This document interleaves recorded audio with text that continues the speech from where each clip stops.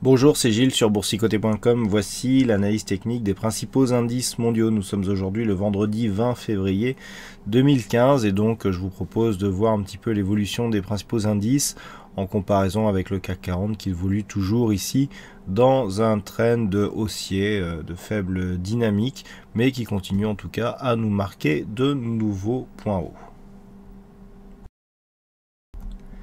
Sur le DAX, la configuration est similaire avec ici un biais qui continue à être haussier avec une dynamique relativement faible.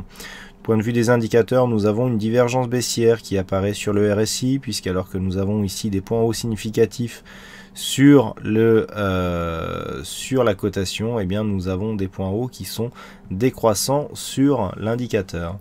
Du point de vue du stochastique, c'est exactement la même chose, divergence baissière, et le MACD nous donne une tendance assez neutre dans des volumes légèrement inférieurs à la moyenne.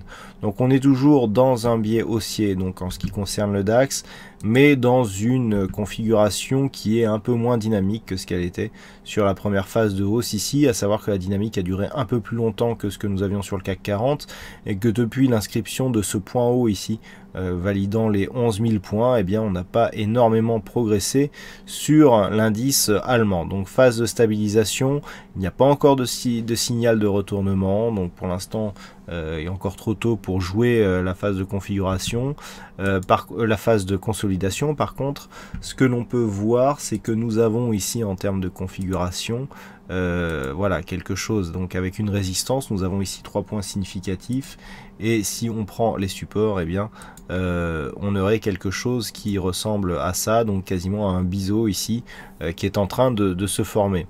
Donc si les cours cassent ici par le bas cette zone de support, on aura matérialisation du biseau, bon un biseau qui n'est pas très puissant, mais qui pourrait provoquer un petit mouvement baissier, sachant qu'il faudrait casser ici cette zone des 10 600 points pour réellement commencer à impulser un mouvement d'importance. Et sur le FTSE, il semblerait que nous soyons en train de casser ici cette zone des 6875 points. Alors cette zone qui agissait un petit peu comme un plafond de verre puisqu'on n'arrivait pas à la casser alors que les tests ont été assez nombreux. Eh bien le FTSE commence à valider ici une rupture de cette zone de résistance, puisqu'après avoir cassé cette zone, eh bien on peut voir que celle-ci agit désormais comme une zone de support. Donc c'est un signal aussi important sur le FTSE, puisque nous avons ici, suite à cette dynamique de hausse, un retracement donc sur le 23,6, et puis ensuite on repart ici à la hausse tout doucement. Donc on peut dire finalement qu'on n'a quasiment pas eu de retracement, parce qu'on a à peine venu chercher ici cette zone, et ensuite on a cassé le point haut significatif. Donc la dynamique reste haussière, on est en train de valider ici une zone technique assez importante, et du point de vue des indicateurs, alors on est assez neutre du point de vue du RSI, on est légèrement haussier, pardon, mais rien de très puissant. Le stochastique est en zone de surachat, donc on a quand même une pression haussière qui s'exerce sur cet indice. Par contre, du point de vue du MACD, c'est relativement neutre.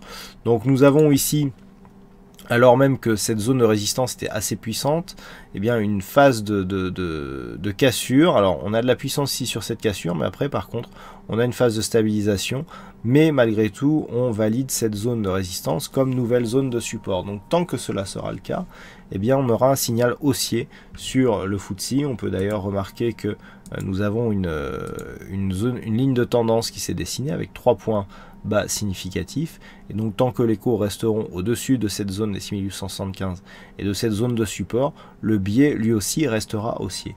Attention, un petit peu comme sur le DAX, à cette configuration qui nous donne 3 points alignés ici et 3 points alignés, mais en forme de biseau. Il faudrait vraiment casser par le haut ici pour invalider cette figure et avoir quelque chose de plus pérenne. Si tel n'était pas le cas et qu'on venait casser ici cette zone de support, eh bien il y aura un signal de retournement à prendre en compte sur le FTSE, donc l'indice anglais. Sur le S&P 500, il semble qu'on soit en train de s'extirper ici de cette zone d'évolution neutre. Pour replacer dans le contexte, on va un petit peu s'éloigner. Voilà, on était toujours ici dans une tendance haussière moyen-long terme, mais avec ici une phase assez neutre d'un point de vue court terme. Il semblerait qu'on soit donc en train de sortir de cette zone par le haut, puisque nous avons cassé ici cette zone de résistance qui se situait à 2092 points.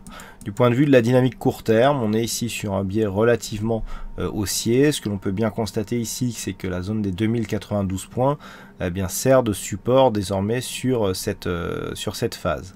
Donc si on trace les retracements de Fibonacci ici sur la dernière dynamique, voilà, on peut bien constater que c'est quasiment sur cette zone que les cours sont venus chercher un objectif et qui sont en train de le valider comme zone de support. Donc on est vraiment ici dans une poursuite du mouvement haussier. Les cours pourraient continuer à monter pour aller chercher des niveaux de cotation au-delà des 2100 points, aux alentours des 2120 points. La dynamique est haussière d'un point de vue court terme, donc par contre d'un point de vue moyen terme, on a du mal à repartir, puisque nous avons ici un indicateur, donc même si le RSI et stochastique sont plutôt haussiers, on a déjà un début de signal ici de retournement qui est en train de se mettre en place sur le MACD, alors même que l'amplitude ici entre ces deux points hauts est relativement faible. Du point de vue des volumes, on est toujours plutôt orienté à la hausse, puisque nous avons des volumes supérieurs sur les phases haussières que sur les séances baissières, mais tout ça semble assez fragile. On aurait bien aimé ici une rupture un peu plus forte, avec plus d'amplitude, pour vraiment valider la reprise d'un directionnel plus marqué, mais pour l'instant ce n'est pas le cas, donc il faudra décoller ici de cette zone des 2092 pour valider la poursuite d'un mouvement haussier, tant sur le point de vue court terme que sur le point de vue moyen terme. À noter que si les cours redescendent ici sous 2065, il y aura de gros signaux d'affaiblissement qui se mettront en place. Sur le Nasdaq, la configuration reste aussi haussière, mais avec un peu plus de dynamique. Si on replace un petit peu dans le contexte, on a là aussi une tendance haussière moyen-long terme qui est en place depuis désormais pas mal de temps. On a eu ici une phase d'évolution en range qui a donné lieu à une phase de consolidation par rapport à la dernière dynamique. Et puis on est ressorti ici, donc on a cassé une zone de point haut court terme avant de venir valider la cassure ici de cette zone de point haut significatif à 4347 points. Ce qui nous donne comme configuration, eh bien, la poursuite ici d'un mouvement haussier. Donc tant sur le point de vue court terme, où nous avons un début de surachat qui commence à être important, alors pas tant sur le RSI mais surtout sur le stochastique qui est en surachat depuis désormais quelques jours, et un MACD qui commence à plafonner, et surtout des volumes qui baissent, donc on n'entretient plus la dynamique ici sur des séances à fort volume. Donc si on s'écarte un petit peu, ce que l'on peut se rendre compte, c'est que la rupture ici de cette zone des 4347 points valide la poursuite du mouvement haussier court terme, puisqu'il y a inscription d'un nouveau plus haut significatif. On reste ici dans cette tendance délimitée par ces deux zones vertes, puisqu'on est toujours dans un biais haussier, et ce tant que nous ne casserons pas ici la zone des 4076 points. Par contre, d'un point de vue court terme, il semblerait que cette tendance ne soit pas aussi solide que ce qu'elle en a l'air, puisque si on regarde les indicateurs, il y a déjà des signes d'essoufflement qui commencent à apparaître, alors même que l'amplitude ici de cassure n'est pas très forte. Donc tant que l'on revient sur une zone de cotation telle que 4347, voire même 4245, pardon, il n'y aurait pas trop d'alerte, il n'y aurait pas trop de problèmes quant à la tendance actuelle. Par contre, si on commence à casser ces niveaux, eh bien les signaux d'affaiblissement se feraient plus fort, et puis il y aurait une rupture de tendance et donc une inversion possible sous cette zone de point bas qui se situe à 4078,85. Sur le Nikkei, la configuration est sensiblement équivalente dans le sens où nous avons ici une sortie par le haut de cette zone d'évolution en range, puisque nous étions depuis un petit moment sous cette zone des 18 031 points. D'un point de vue moyen-long terme, donc on confirme la tendance, puisque le Nikkei se situe désormais depuis quelques mois dans une belle tendance haussière, avec le dépassement ici de cette zone des 18 000 points.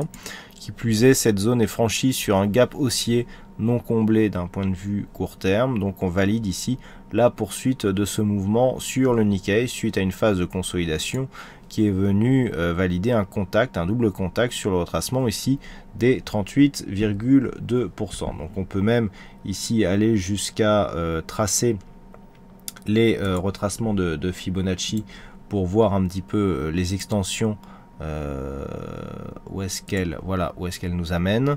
Et donc l'objectif du Nikkei suite au franchissement de cette zone par rapport aux extensions ici sur les extrêmes de la phase de retracement se situe à 18 926 points. Donc c'est désormais l'objectif affiché du Nikkei suite au franchissement ici de cette zone. Par contre, sur une éventuelle rupture pardon, de cette zone ici, sur une éventuelle rupture de cette zone ici de point bas qui se situe à 16 593 points, et bien le Nikkei verrait la fin de sa dynamique haussière. Donc pour l'instant, on en est relativement loin et le contact ici que nous avons sur les bandes de Bollinger atteste de la pression haussière actuelle.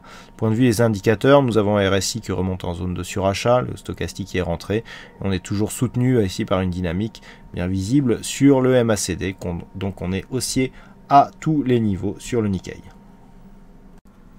Voilà ce que nous pouvons dire sur cette analyse technique des principaux indices mondiaux. Je vous souhaite à toutes et à tous une bonne semaine. Bonne chance dans vos prochains trades et on se retrouve donc dès la semaine prochaine pour une prochaine analyse technique des principaux indices mondiaux. Bonne semaine à tous.